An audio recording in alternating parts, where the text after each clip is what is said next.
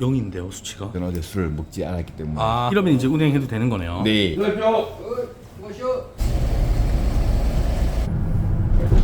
월급 같은 경우는 제가 이번에 연말 정산 때문에 소득을 한번 봤는데 연차 수당 포함 약 5,100 몇십만 원이 찍혀 있습니다. 전 직장을 그만뒀는데 집사람한테 말은 못 했고, 전 직장보다 좋은 데를 가야지 이래 했어 더 좋은 데로 이직을 했다. 버스 업계라는 게 월급도 개않고 복지도 개않고. 근데 고속버스 시외버스 같은 경우는 숙박이라는 게 있더라고요. 아직까지 집사람도 보고 싶고 자식들도 보고 싶고 퇴근은 늦게 하더라도 집에서 잠을 자자. 그게 시내버스입니다.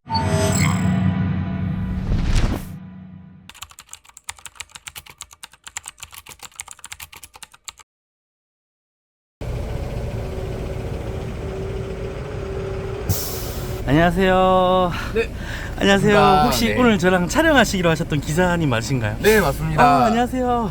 제가 잘 찾아왔네요. 네. 그러면 오늘 좀 이야기들을 시작하기 전에 간단하게 자기소개 한번 부탁드려도 될까요? 알겠습니다. 네, 안녕하십니까. 저는 대구 시내버스에서 운행하고 있는 우진교통의 김태호 AB 기사라고 합니다. 만나뵈서 반갑습니다. 네, 안녕하세요. 현재 나이는 어떻게 되시는 거예요? 올해 해가 밖에가 82년생 44살입니다. 44세 지금 대구에서 시내버스 운행을 하시는 거네요. 네. 알겠습니다. 그러면 오늘 옆에서 또 어떻게 좀 운행을 하시면서 기사님으로서 이렇게 살아가시는지 한번 잘 담아보도록 하겠습니다. 네, 잘 부탁드리겠습니다. 잘 부탁드리겠습니다. 기사님께서는 이렇게 점검하실 때 뭘 좀 가장 중요하게 좀 보시는 거예요? 기본적으로 항상 운행하기 전에는 이 벨트류가 끊긴 데가 있나 없나, 그 다음에 부동액이 있나 없나. 근데 보통 이 통이 깨끗하다 보면 부동액이 보입니다, 눈에. 차 같은 경우에는 지금 부동액이 안 보이기 때문에 통을 열어가지고 부동액이 있으면 흘러내릴 겁니다.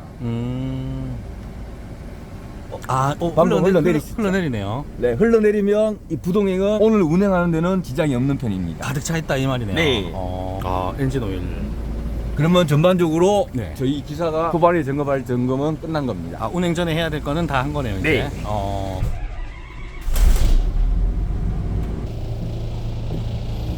전날 오후반들이 운행을 마무리하면서 다시 한번 분실물이 있나 없나 확인을 하지만, 저도 아침 출발 전에 혹시나 싶어가 다시 한번 전체적으로 다시 한번 보고 있습니다. 손님들이 뭐 빠뜨린 거 없으신지. 네. 기사님, 이제 여기 차량 정비가 끝나고 나면 뭘 이제 하나요? 출발하기 전에. 이제 저희 배차실에 가서 네. 제가 왔다고 확인시켜주고 출근 도장을 찍을 예정입니다. 출근 도장을 이제 찍는 거예요? 보통 출근 찍고 정비하시는 기사님도 계시고, 정비해놓고 배차실에 가는 기사님도 계시고.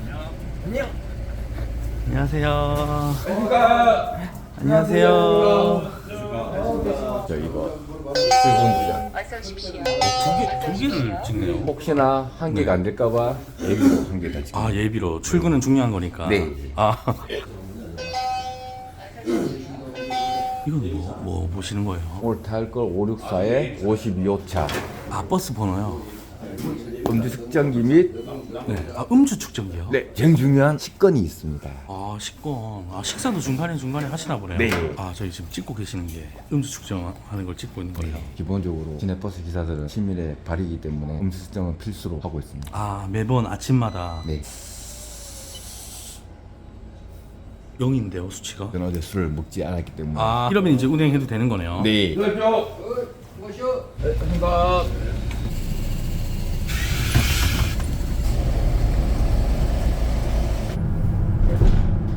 차고지에서 이렇게 나오셔가지고 이제 출발하시는 기점으로 가시는 거잖아요. 얼마나 걸리는 거예요? 35분에서 40분 정도? 여기서 35분 정도 더 가야 되는 거네요. 네. 기사님들께서는 진짜 꼭두 새벽부터 나오셔가지고 운행을 준비를 하시는 거네요. 남들이 이제 자고 있을 시간에 저희는 일어나가지고 운행을 시작한다고 봐야죠. 지금 기사님으로 이렇게 계신 지는 얼마나 되신 거예요? 제가 23년 12월 입사해서 이제 한 1년 2개월 되었습니다. 어떠세요? 1년 2개월 동안 이렇게 시내버스 운행을 해보시니까. 그 전부터 운전을 하는 직종에 한 15년 정도 있다 보니까 운전에 대한 큰 부담감은 없습니다. 굉장히 또 운전을 오랫동안 하셨었네요. 네, 근데 차가 작을 뿐이지 차가 커지니까 적응하는데 한 석 달 정도 걸렸습니다. 이게 또 적응 기간이 또 필요했던 네. 그런 거네요. 그리고 제가 버스에 입사한 큰 계기가 항상 직장인들은 알 겁니다. 연말 되면 승진에 대한 부담감, 압박감. 이 버스 업계는 승진에 대한 부담감은 없습니다. 모든 기사님들이 그냥 통상적으로 기사님으로 통하고 연차가 지나면 호봉제가 올라가기 때문에 승진에 대한 부담감이 없다는 게 큰 메리트가 있습니다, 저한테는. 기사님께서는 아까 예비기사라고 좀 소개를 해주셨는데 예비기사가 어떤 일을 하는 건가요? 좀 뭐 다른 기사인 거예요? 고정 기사님들은 한 노선에 자기 차만 운행을 하고, 예비 기사들은 고정 선배님들의 휴무 때나 월차 때 대체 인원들이 예비 기사입니다. 국가대표로 치면 약간 상비군 이런 느낌인 거예요. 네, 딱 그거라고 생각하시면 됩니다. 아, 예비 기사들의 애로점이라면 고정 선배들이 빠진 자리를 대타를 해야 되기 때문에 가게사의 노선들을 모두 다 알아야 됩니다. 모든 고정 선배들도 예비 기간을 거쳤기 때문에 이거는 다 감내를 하고 버스 업계에 고정되는 루트라고 생각하고 있습니다. 당연한 통과 의뢰이다 이렇게 네. 생각하는 거네요. 저희 채널에 이렇게 좀 출연을 해야겠다라는 마음을 좀 먹게 된 이유가 있으셨다면 어떤 이유가 좀 있으셨나요? 우연치 않게 인생 스토리라는 유튜브를 한번 봤습니다. 모든 직장인들의 이야기도 나오고, 제가 또 시내버스를 입사하고 해보니까 괜찮다는 생각에 저처럼 버스에 관심 있는 사람들이 진짜 초반 이야기를 해주면 도움이 될까 싶어가지고 출연을 결심하게 되었습니다. 그러면은 예비 기사님이라고 하셨는데 월급 같은 거는 좀 어떻게 되시는 거예요? 월급 같은 경우는 제가 이번에 연말 정산 때문에 소득을 한번 봤는데 연차 수당 포함 약 5,100 몇십만 원이 찍혀 있습니다. 5,100만 원 정도요? 반올림하면 5,200 될 것 같습니다.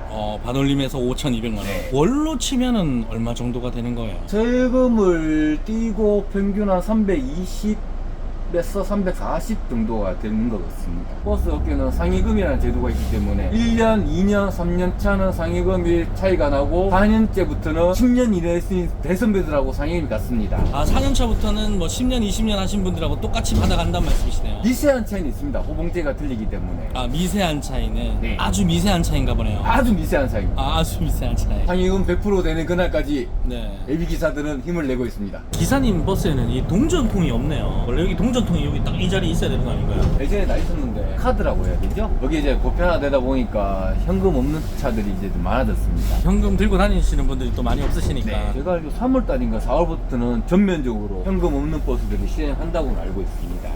이제 현금 없이 이제 카드로만 버스를 타고 다니는 거네요. 네.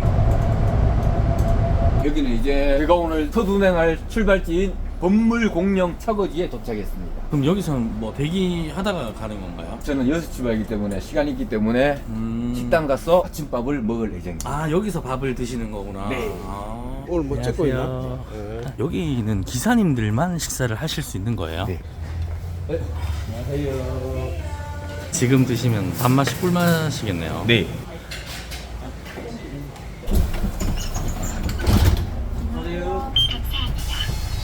환승입니다. 감사합니다. 기사님께서는 지금부터 이렇게 운행을 하셔가지고 얼마간 운행을 하시는 거예요? 제가 운행하는 563 노선은 편도 1시간 반 평균 소요 시간이 걸리고 3번만 하면 오전 반이 끝나는 스케줄입니다. 계명대학교 성문학교 어느새 날이 좀 많이 밝았네요. 네. 안녕하세요. 저도 입사하기 전에 몰랐는데 이거 네. 와서 알은 용어가 혼방이라고 용어를 들어보신 적이 있나 모르겠네요. 혼방이요? 네. 그게 뭐예요? 출퇴근 시간이라 보면 됩니다. 그게. 출퇴근 시간. 네, 저희 기차 입장에서는 혼방 시간. 그걸 혼방 타임이라고 부르시는 거예요? 네, 저희 기사들끼리는 혼방으로. 왜 운영하고 혼방인 거예요? 있어요. 저도 아직까지 왜 혼방이라고 하는지는 모르겠습니다. 출퇴근 시간에는 차도 많고 승객들도 많고 운전하기도 힘들고 배차 시간을 맞추다 보니까 기사들이 좀 예민한 편에 좀 속하는 편입니다. 출퇴근 시간에는? 네. 혼방 타임. 혼방 타임에는 명절 같은 경우에는 기사님들은 어떻게 되나요? 명절 같은 경우에는 예를 들어가 10대가 움직일 걸 7대, 8대 평소보다 2-3대가 빠지기 때문에 봉사한다는 마음도 좀 가져야 되는 것 같습니다. 체험 돌았을 때 AB기사 때 힘든 점 4일에서 8일 일하고 휴무를 해야 되기 때문에 휴무가 언제 될지 모른다. AB기사를 타기 위해서는 견습기간이 필요합니다. 그 견습기간 동안에는 일절 월급이 지급되지가 않습니다. 견습 기간에는 월급이 없는 거예요? 네. 그동안의 생활비가 필요합니다. 그리고 마지막으로 항상 말씀드린 것처럼 남들 쉴 때 못 쉰다는 거. 근데 반대로 남들 쉴 때 못 쉬는 것도 단점이 될 수도 있지만 장점이 될 수도 있습니다. 주말에 돌아다니면 차 많아, 사람 많아, 뭐든지 비싸. 평일날 오게 되면 숙박가도 저렴하고 차도 안 밀리고 사람도 없고 휴무에도 장단점이 있는 것 같습니다. 벌써 얘기하다 보니까 여기 또 차고지로 온 것 같은데요? 네. 여기서 또 그러면은 좀 잠깐 쉬어가는 거예요? 네, 여기서 약 20분 정도 휴무를 하고 다시 운행을 할 예정입니다. 지금 이렇게 되면은 이제 아까 말씀하신 편도 1시간 반이 끝난 거네요?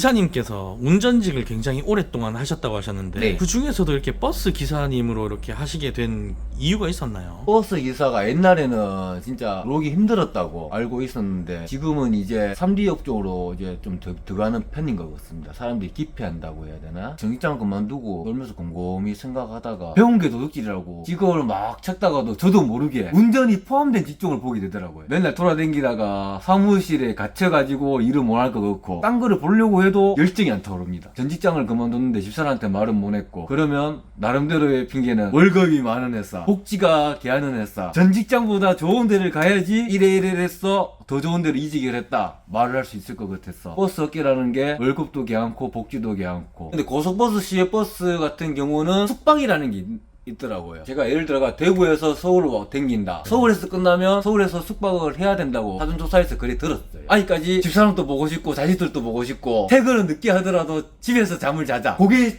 시내버스입니다.